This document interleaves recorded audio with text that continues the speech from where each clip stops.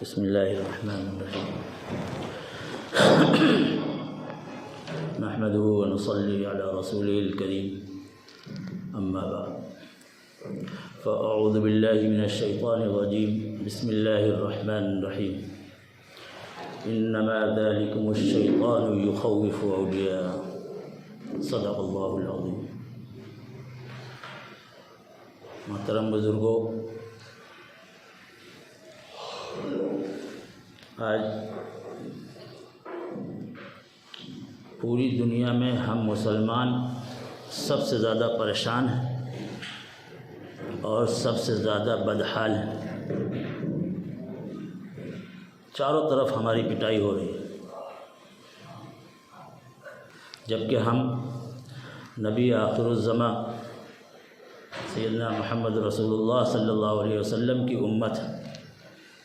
ہمارے پاس قرآن ہے اور ہمارے پاس کلمہ ہے، اس کے باوجود ہم پٹ رہے ہیں۔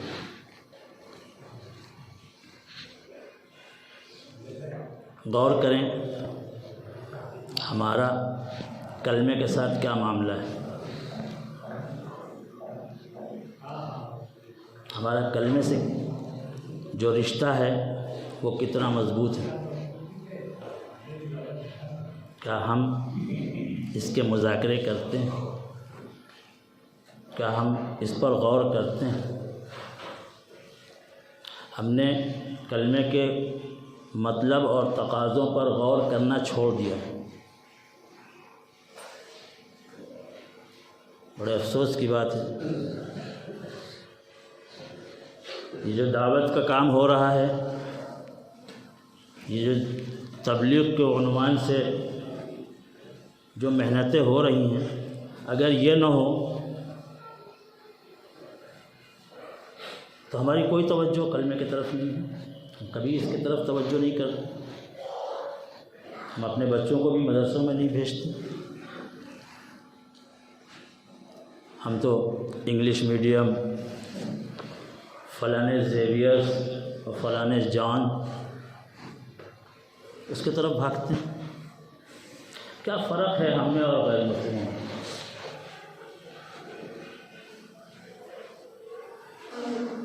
جب دل میں اللہ کے سوا دوسری طاقتوں کا تاثر آتا ہے، دل میں گھبراہٹ آتی ہے، خوف آتا ہے، تو اس کا مطلب یہ ہے کہ ہم نے کلمے کو ٹھیک سے نہیں سمجھا۔ جب دنیا کے ملکوں کی خبریں آتی ہیں، ہمارے اپنے ملک کی خبریں آتی ہیں، تو فوراً ہمارا ذہن اللہ کی طرف منتقل ہونا چاہیے۔ الذین قال لهم ان الناس قد جمعوا لكم الذين قال لهم الناس ان الناس قد جمعوا لكم فاخشوهم فزادهم ایمانا۔ ایمان والوں کی شان تو یہ ہوا کرتی تھی کہ جب ان کو یہ بتایا جاتا کہ بہت بڑی طاقت تمہارے مقابلے میں کھڑی ہو گئی، مختلف ملکوں نے، مختلف قوموں نے، مختلف لوگوں نے، مشرق والوں نے، مغرب والوں نے، میڈیا نے، صحافیوں نے، سیاستدانوں نے، سب نے مل کر کے تم کو گھیر لیا ہے۔ جب ان کو یہ بتایا جاتا کہ تمہارے خلاف یہ ساری طاقتیں کھڑی ہو گئی ہیں، فاخشوہم، تو تم ڈرو۔ اللہ اکبر۔ اللہ کہتے ہیں ایمان والوں کی یہ شان ہوا کرتی تھی، فزادہم ایمانا، کہ ان کا ایمان اور مضبوط ہو جاتا تھا، ان کا اللہ کی ذات پر یقین اور مضبوط ہو جاتا تھا۔ ہم ٹٹولیں، اپنے آپ کو بھی ٹٹولیں، میں خود ٹٹولوں اپنے کو، آپ ٹٹولیں۔ کیا اس طرح کی خبریں سننے کے بعد یہ تأثر دل میں آتا ہے، یہ تأثر قائم ہوتا ہے کہ ہمارا ایمان اور مضبوط ہو رہا ہے؟ وہ تو اگر ہم خوش نصیب ہوں، ہماری مجلس میں کوئی ایسا شخص بیٹھا ہو جو یہ سب باتیں سن کر کے ہم کو تسلی دے اور اللہ کی یاد دلائے، تو شاید ہمارے خوف میں کچھ کمی آ جائے، ورنہ پہلا تاثر جو فطری طور پر اس قسم کی خبروں کو سننے کے بعد جو آج کل عام طور سے نشر کی جا رہی ہیں، ان کو سننے کے بعد پہلا تاثر ہمارے اندر جو پیدا ہوتا ہے وہ خوف کا ہے، وہ گھبراہٹ کا ہے، اور یہ گھبراہٹ ہی اس بات کی علامت ہے کہ ہمارا ایمان بہت کمزور ہو چکا ہے۔ کتنی عجیب بات ہے، فزادہم ایمانا، ان کا ایمان اور بڑھ گیا تھا۔ صحابہ کرام کا واقعہ بیان کیا جا رہا ہے، صحابہ کرام کی زندگی کا ایک واقعہ بیان کیا جا رہا ہے، جب عرب کے سارے قبائل نے یہودیوں کے ساتھ مل کر کے مدینے کو گھیر لیا تھا اور مدینے پر ایک بڑا حملہ کیا تھا۔ یہ مدینے پر متحدہ محاذ کا پہلا حملہ تھا، یہ الائنس کا حملہ تھا، اور جب حملہ ہوتا ہے تو پروپیگنڈا کیا جاتا ہے، کیونکہ جنگ اصل میں نفسیات کی ہوتی ہے، اور وہ قومیں جو نفسیاتی طور پر مضبوط ہوتی ہیں، جو گھبراتی نہیں، جو مشکل حالات میں اور مضبوط ہو جاتی ہیں اور ان کی ہمتیں بڑھ جاتی ہیں، چاہے ان کی تعداد کم ہو، چاہے وہ کتنے ہی بے سر و سامانی کے حال میں ہوں، ایسی قوموں کو میدان میں ہرایا نہیں جا سکتا۔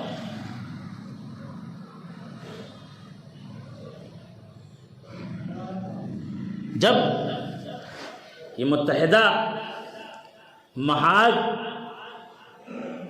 حملہ آور ہوا، مدینہ کو چاروں طرف سے گھیر لیا، اور ایک بات میں آپ کو عرض کر دوں کہ یہ پروپیگنڈے جو ہوتے ہیں یہ اصل میں ہمتوں کو ڈاؤن کرنے کے لیے، ہمتوں کو پست کرنے کے لیے ہوتے ہیں، اسی لیے کوششیں کرنے والے بہت زیادہ کوششیں اس بات کی کرتے ہیں کہ ایمان والوں کی ہمتیں توڑی جائیں، ان کے حوصلے پست کیے جائیں۔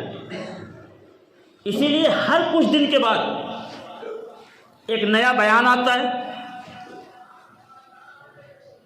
ذرائع ابلاغ کے ذریعے سے ایسی خبریں پھیلائی جاتی ہیں کہ ایمان والوں کی ہمتیں ٹوٹیں، یہ خوف میں مبتلا ہوں، ان کو پسپا کیا جائے۔ تو جب یہ متحدہ محاذ نے مدینے کو چاروں طرف سے گھیر لیا، اب اس کے بعد نفسیاتی حملہ یہ کیا گیا کہ ان کے اندر یہ خبریں پھیلائی گئیں کہ تم کو چاروں طرف سے گھیر لیا گیا اور ایک بہت بڑی طاقت جن کا تم مقابلہ نہیں کر سکتے، یہ پروپیگنڈا مہم شروع کیا گیا، اندر مدینے کے اندر خبریں پھیلائی گئیں، ان الناس قد جمعوا لکم۔ ادھر تو حال ہی الٹا تھا، ان کا تو الگ ہی معاملہ تھا، یہ خبریں سننے کے بعد ان کا ایمان اور مضبوط ہو گیا، یہ اور زیادہ ان کی ہمتیں اور ان کے ارادے اور مضبوط ہو گئے، اور انہوں نے کیا کہا؟ حسبنا اللہ ونعم الوکیل، ہمارا تو ایمان ہے کہ اللہ ہی سب کچھ کرنے والے ہیں، جو کچھ بھی ہوتا ہے وہ اللہ کی ذات سے ہوتا ہے، اللہ جو چاہیں گے وہ ہوگا، اور اللہ ہمارے لیے کافی ہے، اور اللہ ہی ہمارے مددگار ہیں۔ تو پھر اس کا نتیجہ کیا ہوا؟ اس کیفیت کا، اس مضبوط ایمان کا، ان مضبوط ارادوں کا نتیجہ یہ نکلا کہ یہ ایمان والے سرفروش ہوئے، اللہ کی نعمتیں، اللہ کی انعامات، اللہ کے فضل ان کو ملا، اور ان کو کوئی تکلیف نہیں پہنچی، کوئی نقصان نہیں ہوا۔ فانقلبوا بنعمت من اللہ وفضل لم یمسسہم سوء، ان کو کوئی تکلیف نہیں پہنچی، واتبعوا رضوان اللہ، اور پھر اللہ ان سے راضی ہو گئے، اور اللہ نے ان پر بڑا فضل فرمایا۔ پھر اللہ تعالیٰ نے فرمایا انما ذالکم الشیطان یخوف اولیاء، کہ دیکھو یہ جو پروپیگنڈا ہوتا ہے نا، یہ شیطان پھیلاتا ہے۔ وارے اللہ، اللہ نے کسی سیاسی پارٹی کا نام نہیں، اور ہمیں بھی کسی سیاسی پارٹی کا نام لینے کی ضرورت نہیں ہے، مگر اگر ہم شیطان کی بات کریں اور کسی کو برا لگے تو یہ ان کا رشتہ داری کا معاملہ ہے، ہم کیا کر سکتے ہیں؟ بھائی شیطان کو خوش کرنے کے لیے، ان کو خوش کرنے کے لیے ہم شیطان کی تعریف تو نہیں کر سکتے، یہ ان کا معاملہ ہے۔ تو ہمارے اوپر جو حالات آتے ہیں، ہمارے اوپر جو حالات آ رہے ہیں، جب یہ لگنے لگے، جب ایسا محسوس ہونے لگے کہ حالات بہت خراب ہو گئے ہیں، ایمان پر حملے ہو رہے ہیں، کفر اور شرک کو پھیلانے کی کوششیں تیز ہو رہی ہیں، ایمان والوں کو دھمکیاں دی جا رہی ہیں کہ تم اس ملک میں، اگر تم کو اس ملک میں رہنا ہے تو ایسے رہنا ہوگا، ویسے رہنا ہوگا، تم ایمان کے ساتھ اس ملک میں نہیں رہ سکتے،